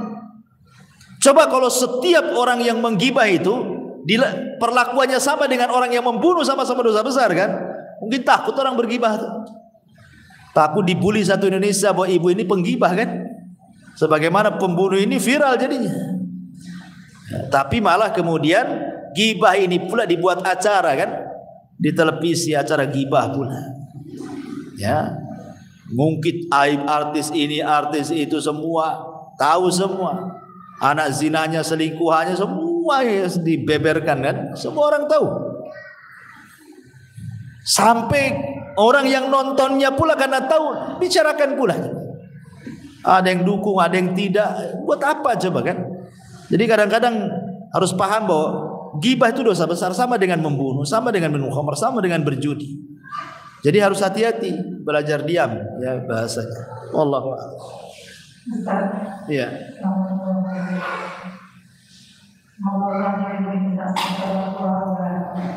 Pertanyaannya ini Ustaz, kalau ada orang yang sudah mengikhlaskan utangnya pada seseorang, kemudian orang tersebut dalam kondisi sakit, dia didatangi oleh orang yang berhutang tadi, dia sudah mengikhlaskan. Nah, tiba-tiba orang yang itu datang dengan melunasi utangnya yang sudah lama, padahal sudah diikhlaskan urusan. Nah, apakah kita ini pahalanya kan masih apakah kita ambil atau kita terima atau kita tolak? Ya, alhamdulillah. Ya, kalau ibu sudah ikhlaskan berarti kan bukan uang ibu lagi. Kan sudah dikasih, berarti hak milik dia kan. Jadi ibu memilih pahala dibandingkan dunia. Kalau tiba-tiba dia mau bayar, ya dibalikin lagi, saya sudah ikhlaskan, enggak mau nerima saya. Masalahnya orang itu juga enggak mau pula pahala ibu kan. Dia ingin pahala dia kan. Enggak, saya balikin lagi. Ya itu kembali ke ibu lah. Kalau ibu ambil, ya berarti ibu tetap dapat pahala ketika ibu memberikan kemudahan bagi dia saat dia sulit. Disitulah ibu dapat pahalanya. Tapi dengan mengembalikan duit, ya berarti hanya pahalanya sebatas itu saja. Tapi kalau seandainya ibu tidak mau mengentaskan kesulitan orang itu, ibu sedekah lagi, double pahalanya. Jadi kalau dikembalikan, kalau ibu mau ngambil, ya lihat, saya kan sudah dikasihkan, kok diambil lagi, ini bukan hak saya. Nah, kecuali kata orang, ya enggak lah, kalau memang hak itu kan hak ibu umpamanya, udah ambil itu kan hak ibu, berarti kan saling memberi di sini. Ya, berarti sudah sadar orang yang ngutangi itu dia. Ya, sudah cair, tadinya beku otaknya kan, udah cair dia. Udah mau dibalikin duitnya kan. Enggak masalah, ibu ngambil pun tidak berdosa sebenarnya. Tapi kan ibu harus ada akad dulu, maksudnya apa? Saya sudah ikhlaskan kok mau ngasih. Enggak mau lah, saya ambil aja. Kalau dia tetap enggak apa-apa, ambil aja. Berarti dia pun ingin mengembalikan uangnya kan. Dia terima saja secara hukum, tidak ada masalah. Tapi jangan sudah mengikhlaskan masih ditagih juga. Lah udah diikhlaskan kemarin kok ditagih-tagih. Ya kemarin itu masih punya duit Ustaz katanya. Sekarang udah habis duitnya, ingat lagi utangnya. Itu udah ikhlas namanya. Wallahu a'lam. Baik, itu pertanyaan kedua. Iya. Bagaimana kalau kita ada macam negatif kepada satu suku, apakah itu termasuk ghibah juga? Misalnya kemungkinan itu terkenal misalnya pelit gitu kan, masuk ada omongin orang, kemungkinan pelit, apakah itu masuk ghibah? Oh, itu namanya ghibah nasional, Bu. Ghibah satu kabilah itu tidak boleh itu. Oh, dasar orang Minang pelit semua. Satu Minang kena. Apa nggak marah orang Minang? Iya, nggak boleh. Jadi itu namanya ghibah kabilah. Dosanya lebih besar, makanya hati-hati. Oh, orang Jawa Barat tuh pelit-pelit semua, ya. Orang Sumatera pelit-pelit semua. Ya nggak boleh, karena tidak semua orang pelit kan gitu. Mungkin itu oknum saja. Nggak bisa, itu namanya meratakan, dosanya besar lah. Karena dia menanggung dosanya orang Minang yang nggak pelit. Ya. Jadi nggak boleh. Perorangan saja kita nggak boleh, apalagi satu kabilah. Perorangan saja dosanya udah besar. Apalagi satu kabilah, apalagi satu negara yang sering saya contohkan, namanya ghibah nasional tuh. Ada orang umpamanya pejabat lah, baru dituduh bahwa dia korupsi umpamanya. Tapi kadang pandai wartawan disebarnya berita itu kan. Satu Indonesia tahu. Padahal baru tuduhan, belum ditangkap, belum diproses, belum diadili. Betul-betul kemudian diadili. Rupanya hakim, ya kita lihat dohirnya saja, apa hakim itu disogok atau tidak disogok, Allahu alam. Kan kita lihat dohir, namanya kita tidak pernah ikut di persidangan mereka, hanya lihat di YouTube saja ataupun di televisi atau di koran-koran. Tiba-tiba dilepaskan, tiba-tiba kemudian kita jengkel, wah koruptor kok dilepaskan, katanya. Lah, emang ibu hadir di sidangnya? Ya mungkin dia tidak bersalah kan begitu ya, makanya dilepaskan. Soal dibalik itu atau ini kita tidak paham dibalik pengadilan itu. Tapi kan kita lihat dohirnya saja kan. Sekalipun memang betul dia korupsi, itu urusan dia dengan Allah ya. Urusan dia dengan Allah Subhanahu wa taala, dan dia akan menanggung dosa satu Indonesia kalau yang dicuri itu uang rakyat kan itu. Selesai, nanti ada hukuman berat di hadapan Allah Subhanahu wa taala. Ya, tapi kan kasihan karena begini kawan, konsekuensinya terkadang yang salah itu bapaknya yang korupsi karena dia pejabat, itu yang dibully satu keluarga. Kan keluarga dia namanya punya istri, punya anak kan itu ya. Akhirnya mungkin anaknya sekolah, tahu ini anaknya bapak ini yang korupsi, langsung dibully habis tuh. Ini yang salah siapa, yang dibully siapa kan. Jadi kemana-mana jadinya kan. Nah, kecuali kalau sudah terbukti, memang terbukti kan, setelah di persidangan dia korupsi, dia begini begitu dan lain sebagainya, dapat vonis sekian, itu saja gitu, yang seperti itu saja ya sebaiknya kita doakan saja ya, daripada kemudian menyebar ke sana kemari kan. Untuk apa coba menyebar? Dia sudah menanggung dosa rakyat Indonesia tuh. Nanti ada pertanggungjawaban sendiri dengan Allah Subhanahu wa taala. Apalagi negara sendiri kan biasanya harus dikembalikan uang-uang itu. Ya kan, biasanya dalam vonis itu biasanya harus dikembalikan, selain hukuman kurungan, kembalikan juga uang negara kan gitu. Dimiskinkan. Jadi kalau belum jelas salah atau tidak salah, masih dalam proses, jangan disebar dulu. Itu bahaya menyebar. Tahu-tahu rupanya nggak bersalah, udah disebar lagi. Tahu-tahu nggak bersalah dia. Ini kan bahaya. Wallahu a'lam. Ya. Apakah datang seminar pelatihan Allah masih berkeutamaan dan seperti mendatangi pengajian ilmu? Seminarnya apa? Seminar misalkan tentang pendidikan, kemudian jangan kawan parenting. Ya kalau memang di seminar itu tidak lepas daripada Islam, seperti parenting Islam gitu ya, pendidikan Islam, ya sama saja. Kecuali kalau di seminar itu bicara masalah fisika, biologi, matematika, berarti kan ilmu-ilmu umum. Kalau ilmu umum itu kan hukumnya fardu kifayah. Fardu kifayah itu ya, kalau memang tidak ada yang tahu baru fardu ain. Tapi kalau sudah ada yang tahu berarti kifayah bagi yang lainnya, cukup bagi yang lainnya. Tapi kalau ilmu agama ini kan fardu ain, setiap orang harus tahu. Ya, siapa akan ditanya masing-masing. Bukan berarti ini fardu kifayah kan orang itu sudah ustaz, ngapain saya belajar katanya. Nanti kalau ditanya ya saya minta ustaz itu jawab katanya. Enak kali. Jadi kalau belajar agama itu fardu ain, masing-masing harus belajar karena ada pertanggungjawaban di hadapan Allah kan, apalagi bicara tauhid. Ya, bicara Islam, bicara tauhid. Tapi kalau umum ini paling tinggi fardu kifayah. Pamannya memang di Indonesia nggak ada dokter, berarti berdosa karena nanti asli pakai dokter orang kafir dibodoh-bodohi dan begitu seterusnya kan. Maka ketika itu wajib ada yang belajar kedokteran. Tapi kalau sudah ada tidak fardu ain lagi, kifayah jadinya. Cukup mereka sudah ada yang tahu. Nah, kita yang lain saja bidangnya. Tapi kalau agama tidak. Mau Anda dokter, mau Anda insinyur, mau Anda tukang ojek, mau Anda pengangguran, wajib belajar agama. Ya. Jadi lihat seminarnya seperti apa ya. Kalau seminarnya ada bau-bau Islam di situ, ya sama dengan hadir di majelis taklim. Apa bedanya seminar dengan taklim? Sama-sama duduk juga di situ. Tapi kalau cerita-cerita bisnis, seminar soal multi level marketing, itu haram lagi, tidak boleh datang. Ya, atau seminar-seminar yang sifatnya keduniaan lah, Ya lihat manfaatnya saja di situ. Tapi tidak sama dengan hadir di majelis taklim. Kecuali kalau dalam seminar itu sekali lagi memang tidak lepas daripada Islam, lengket dengan Islam. Seperti tadi saya ibu katakan parenting, ya mungkin dijelaskan tentang parenting Islam.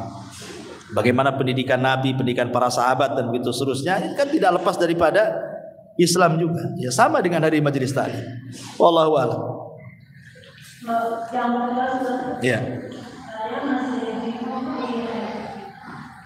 ketika sholat itu kan apakah benar kamu tadi katakan baca doa dalam bahasa tidak? Doa dalam sujud. Doa dalam sujud.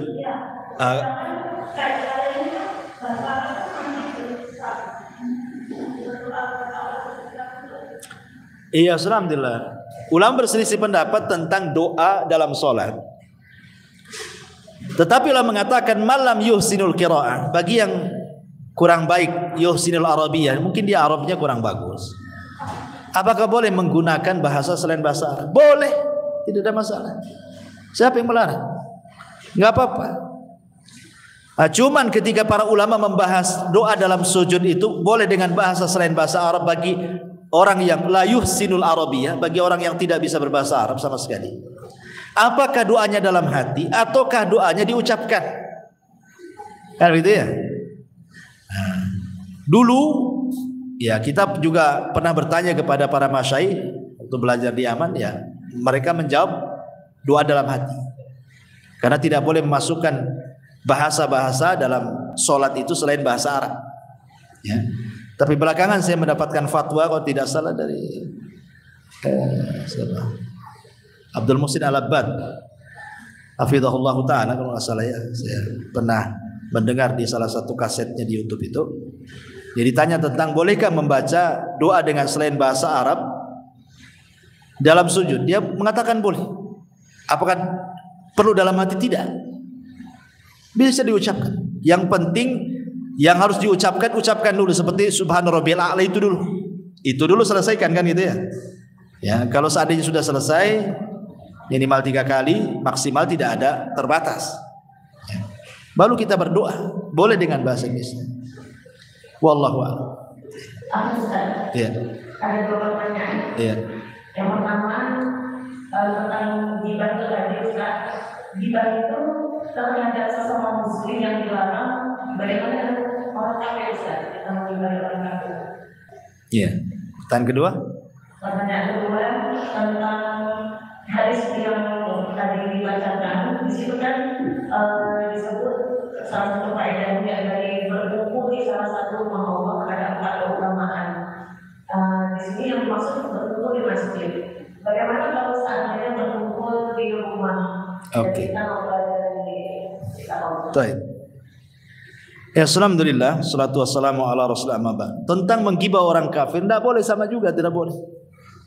Kecuali kalau kafir itu kafir harbi, kafir yang memerangi Islam. Tapi kalau kafir dhimmi, kafir yang bertetangga dengan kita, ya kan, hidup sama rukun-rukun dengan kita di sini, ya KTP-nya juga sama orang Indonesia, maka tidak boleh menggibah mereka. Apa kesalahan mereka ibu gibah? Kesalahan mereka, takutnya mereka dengar, mereka merasa dizalimi. Mereka tidak bersalah kok ibu gibahi mereka pula. Karena namanya gibah itu kan bicara kehormatan, dan orang itu paling tidak mau disinggung kehormatannya. Gak mau.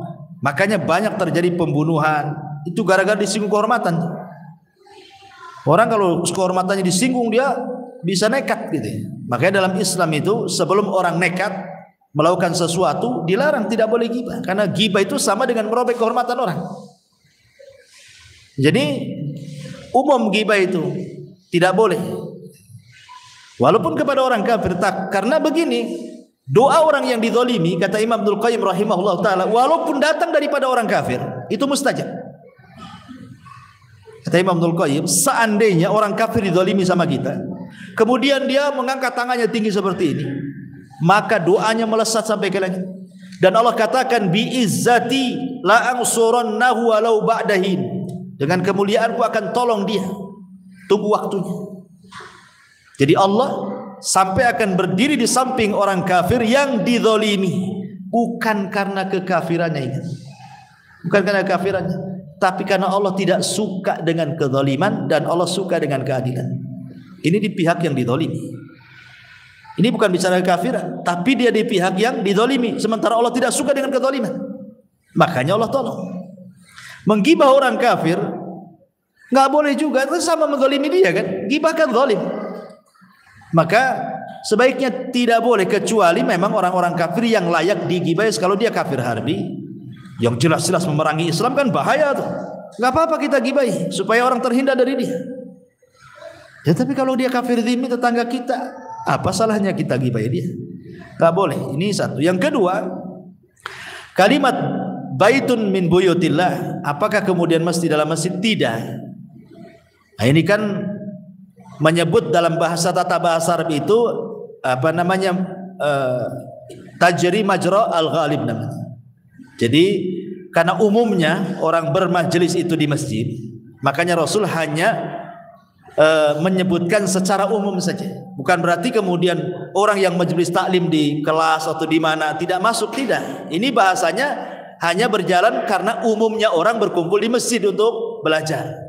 Karena di zaman Rasul itu masjid tempat belajar kan itu.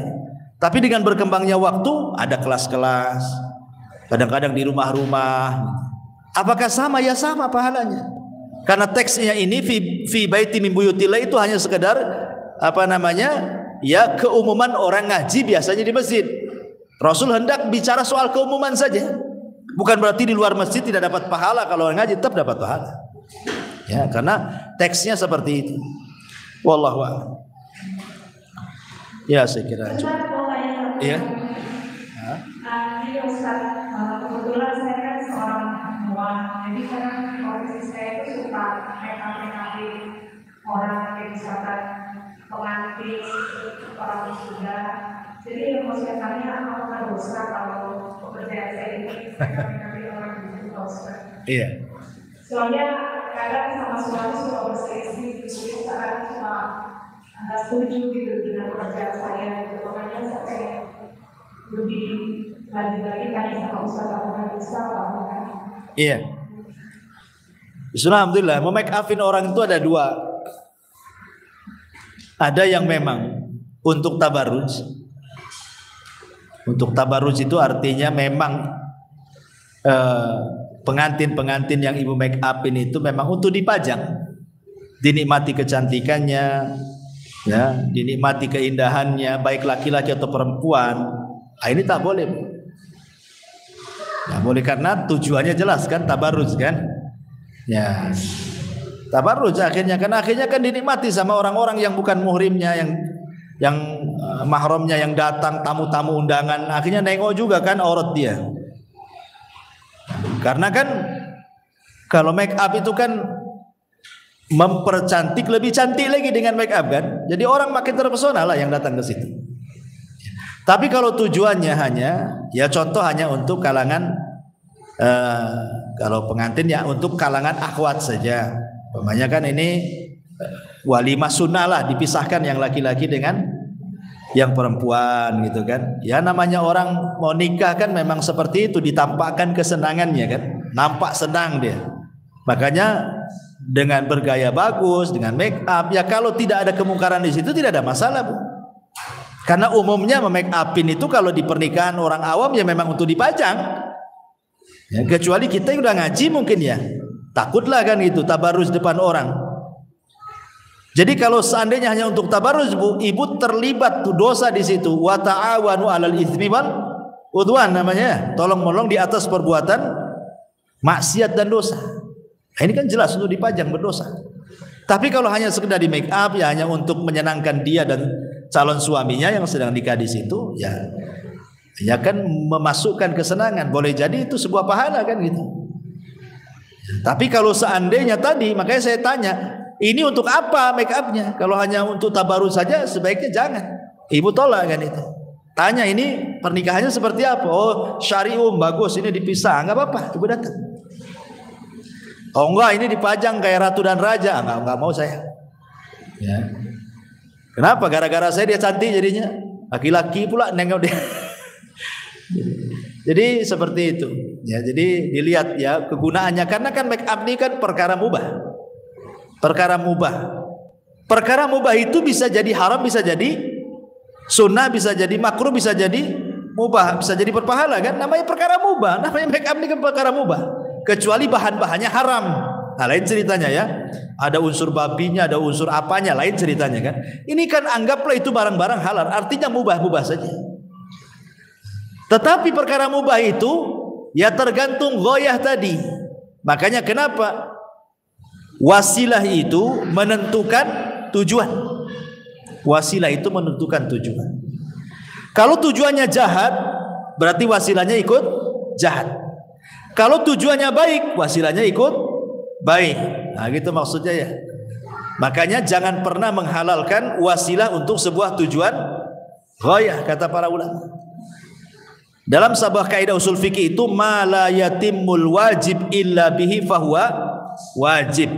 Ma la yatimul haram illa bihi fahuwa haram. Tidaklah sempurna sebuah kewajiban kecuali dengan wasilah ini, maka wasilah ini terkadang jadi wajib. Atau tidak sempurna sebuah haram kecuali dengan wasilah ini, maka wasilah ini jadi haram. Contoh, salat. Salat itu tujuan kita, tapi kan tidak bisa kecuali dengan wudu. Kalau salat tanpa wudu sah? Enggak sah. Berarti wudu jadi wajib. Kenapa? Salatnya wajib. Sementara tidak mungkin orang salat sah salat wajibnya kecuali dengan wudu. Berarti wudu yang tadinya sunnah jadi wajib. Kenapa? Menyempurnakan yang wajib. Berzina haram, jelas. Berzina haram. Maka wasilah-wasilah yang mengantarkan kepada perzinahan haram. Makanya Allah mengatakan wala taqrabu zina. Allah tidak katakan jangan berzina, tapi jangan dekat-dekat zina. Artinya jangan mendekati wasilah yang mengantarkan kepada zina, gitu maksudnya. Karena wasilah itu bisa terhukum dengan hukum tujuan. Ya, jadi sebaiknya dirinci dulu kalau hendak merias orang ya. Wallahu a'lam. Iya. Masih terkait dengan iman ya Ustaz. Gimana hukumnya ya Ustaz ketika seseorang yang membuka sendiri akhirnya di media sosial ya Ustaz, dan ada yang positif dan ada yang negatif. Misalnya seseorang itu ingin menjelaskan tentang keadaan dirinya, terus kita merasa prihatin karena dia sudah bawakan di media sosial, terus orang yang membicarakan dia itu termasuk pribadi dia, sementara dia membuka sendiri akhirnya. Ada inisialnya enggak? Maksudnya ketika dia mengubahkan di medsos itu entah dalam bentuk tulisan atau mungkin ketika dia bercerita dikaburkan orangnya, atau memang nampak gitu orangnya atau disebut namanya? Kita menceritakan tidak menyebutkan nama, maksud anak dia menceritakan tentang diri dia sendiri di media sosial gitu. Misalnya dia dikasih selama ini dia orang misalnya ya, tapi penilaian orang dia itu dilaporkan atau dilibatkan. Jadi ketika dia itu ada menerima upah dari saya Ustaz, orang-orang komen gitu Ustaz, katanya ini kan selama ini saya itu bayar tapi penilaian orang gratis gitu. Terus untuk curangan hatinya dia di media sosial gitu Ustaz. Tapi tahu itu akunnya Ibu ya? Atau pakai akun begini Pak, ya. Jadi masalahnya gini, kalau seseorang itu menceritakan untuk sebuah pelajaran bagi orang lain tanpa disebut statusnya, dia hendak menceritakan dirinya sendiri, tapi dia mengatakan ya pada satu hari ada seseorang, pada seseorang itu dirinya. Dia hendak menceritakan dirinya, tapi orang tidak tahu kalau itu dirinya, tapi membahasakan dengan bahasa yang lain hanya untuk diambil ibrah. Adalah dulu seseorang itu dulu jahat begini, akhirnya dia bertobat jadi baik begini kan. Padahal sebenarnya menceritakan dirinya kan. Ya. Tetapi itu akan sulit juga, akan berkaitan dengan niat kita masalahnya. Menceritakan diri sendiri itu takutnya masuk ke ujub. Ya kan? Nah. Yang kadang-kadang gitu kan, dia jelas-jelas menceritakan alamatnya, tempatnya, yang kadang-kadang kita yang melihat